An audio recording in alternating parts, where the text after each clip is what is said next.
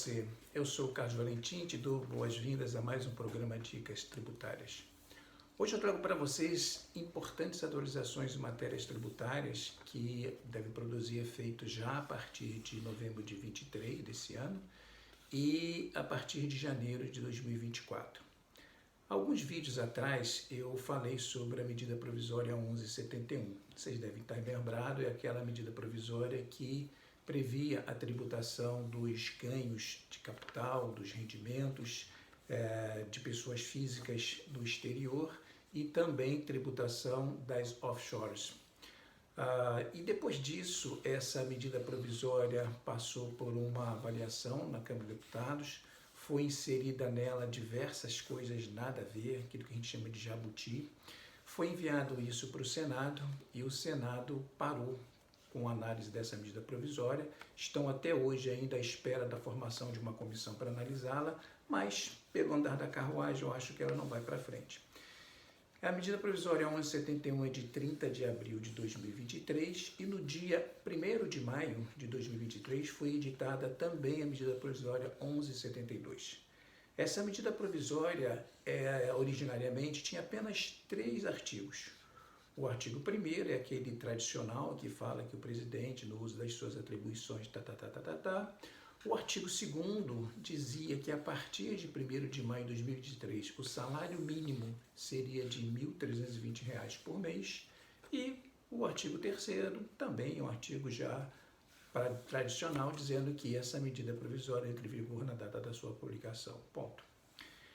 Essa medida provisória, quando ela passou pela análise do Congresso e também de uma comissão mista com senadores e deputados, ela sofreu uma alteração bastante significativa.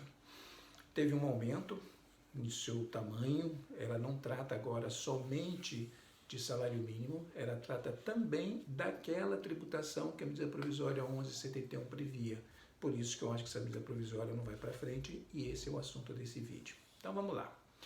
Alterações que foram inseridas primeiro a medida provisória 1172 virou o PLC 15 de 2023.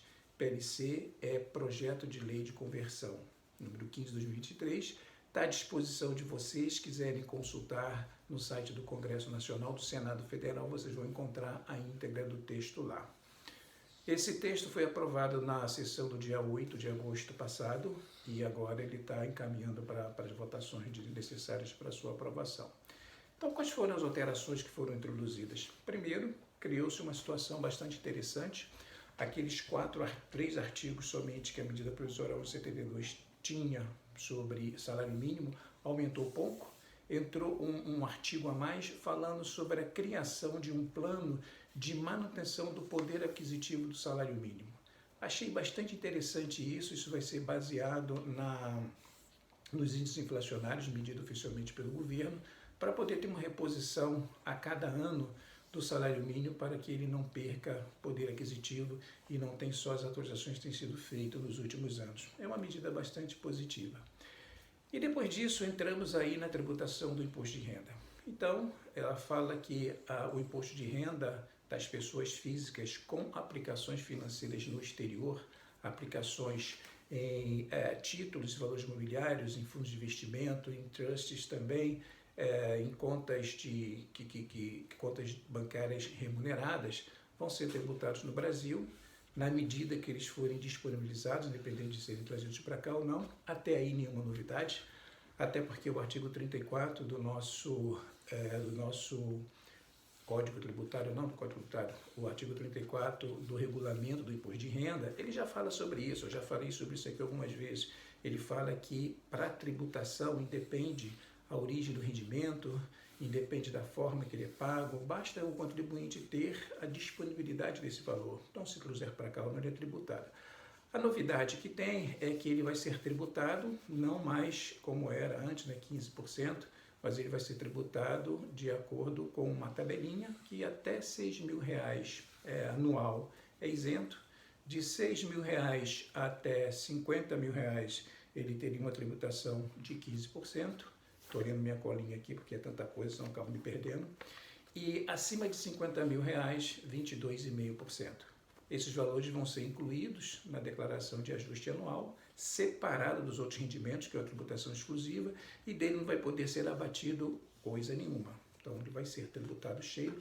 A única coisa que vai poder ser abatido é o imposto de renda que ele tiver sido submetido na sua origem, no país onde estiver sido tributado, desde que haja algum acordo para evitar bitributação com esse país, ou então haja reciprocidade, ou seja, aquele país também aceita o imposto de renda pago no Brasil como parte do imposto devido no seu país. Então, havendo a reciprocidade, aquele imposto que você pagou lá, ele vai ser abatido aqui também. Só não pode ser maior do que isso, ou seja, o valor que for pago lá fora não pode gerar uma restituição aqui no Brasil.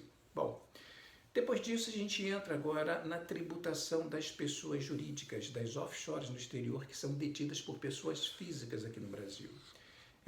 Isso é um clássico, já tem bastante tempo que o governo vem tentando tributar esse tipo de situação, mas agora está de uma forma que eu estou achando até bem justa, diferente do que tinha sido feito na medida provisória 1 de 71.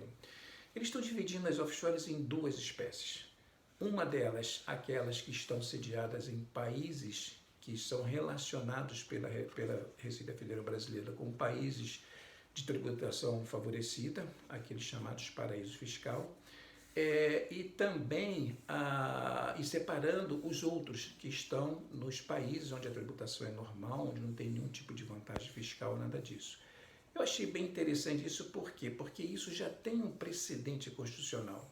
A medida provisória 2158, ela teve uma guerra muito grande em relação a isso, quando se pretendia tributar, não só da pessoa física, mas da pessoa jurídica também, os valores de lucro no exterior, independente de serem disponibilizados ou não.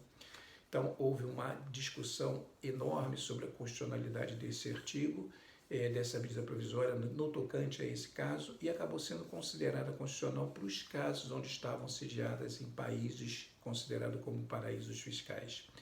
Então, essa norma, ela, se aprovada dessa forma, as pessoas jurídicas, as pessoas físicas que tenham offshores nos paraísos fiscais, terão os lucros delas tributados aqui, independente da sua disponibilidade ou não.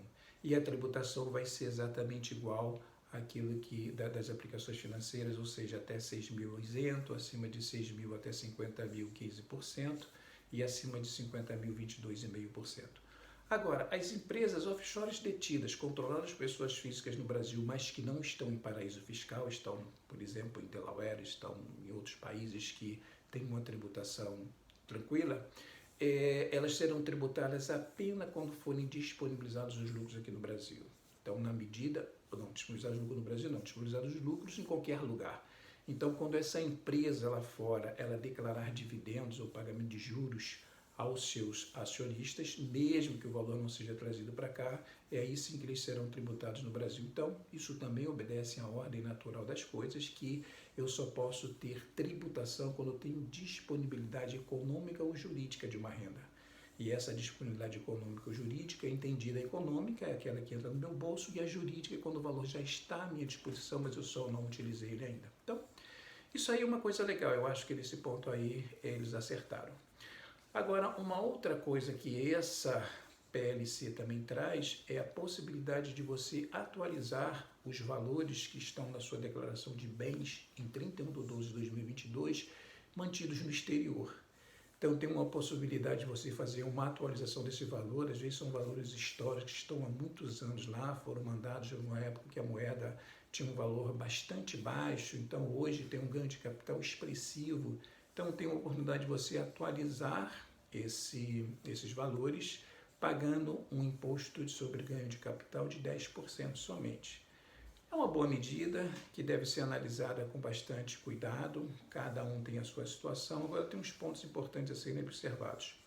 O primeiro deles é que isso só vai poder ser feito para os ativos, para os bens que estejam declarados no exterior e estejam declarados até 31/12/2022, na declaração entregue em maio de 23.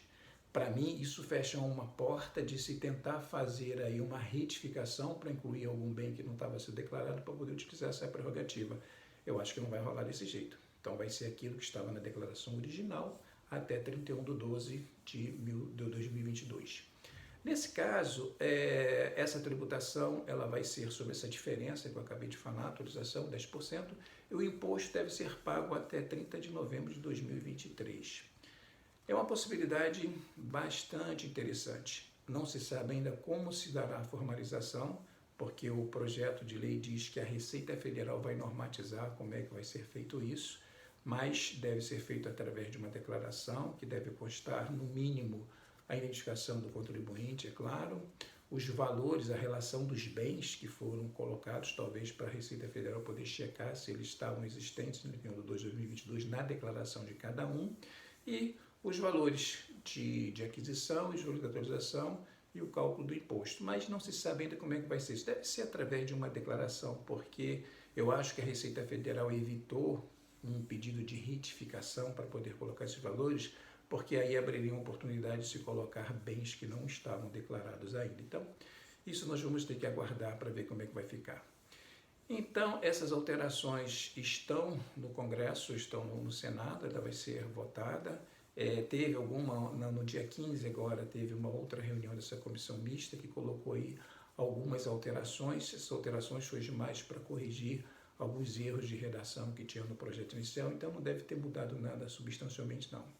Então resta a nós esperar, olhar o que aconteceu de fato e se preparar, se debruçar sobre as nossas contas, sobre os nossos bens e ver qual impacto isso vai causar para cada um. Eu vou continuar acompanhando isso e trarei para vocês as novidades assim que elas surgirem. Então esse foi o papo de hoje. Se você gostou, deixa aí o seu like. Se você não está inscrito nesse canal ainda, aproveita, se inscreva e ajude a divulgar esse trabalho, que eu acho que é um trabalho bastante importante, porque tudo na nossa vida financeira sempre tem uma consequência tributária.